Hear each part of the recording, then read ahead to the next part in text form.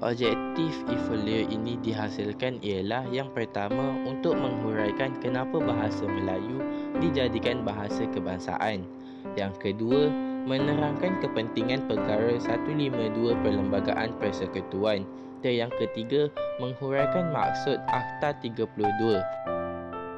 Sebagai sebuah negara yang mempunyai masyarakat yang berbilang kaum, maka kita perlulah ada satu bahasa yang berperanan sebagai medium yang boleh menyatupadukan semua bangsa yang ada di negara Malaysia ini. Oleh itu, bahasa Melayu telah diangkat menjadi bahasa kebangsaan dengan bertujuan untuk mengeratkan perpaduan.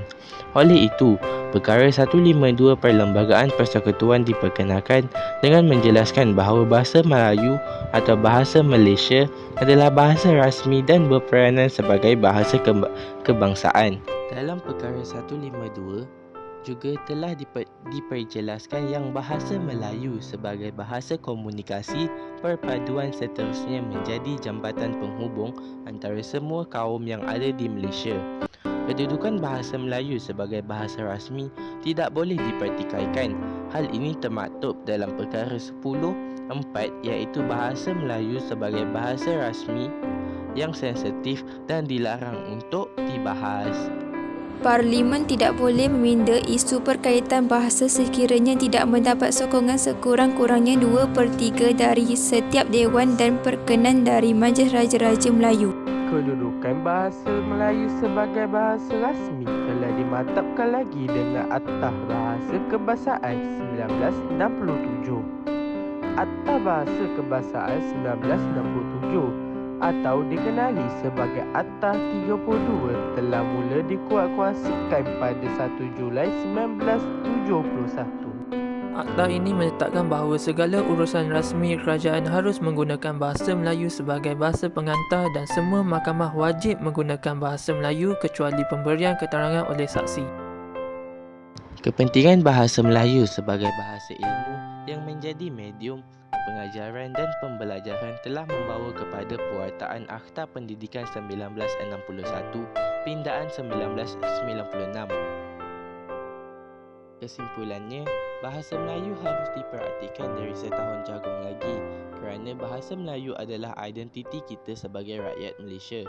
Bahasa Melayu juga ialah lambang penyatuan dan jati diri semua kaum di negara kita. Hal ini dapat selari dengan prinsip bahasa jiwa bangsa.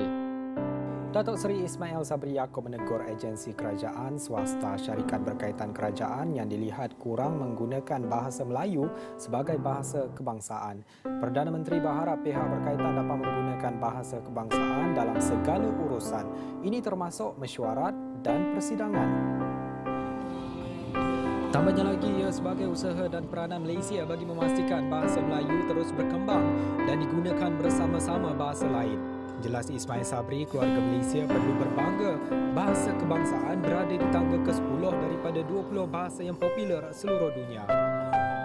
Namun peranan kita sebagai rakyat Malaysia untuk memastikan bahasa Melayu terus berkembang, yang ketika ini sudah menjadi trend untuk tidak menggunakan bahasa Melayu dalam program swasta, malah GLC dan agensi-agensi kerajaan.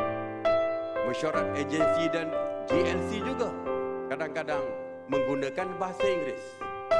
Malah penggunaan nama-nama syarikat, penggunaan nama-nama projek perubahan, jenama-jenama produk, kini sudah menjadi lumrah dengan tidak menggunakan bahasa Melayu.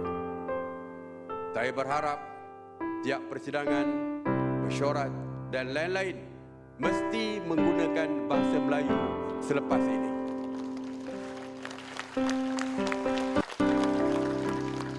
Siapa lagi yang boleh mengangkat bahasa Melayu melainkan kita sendiri?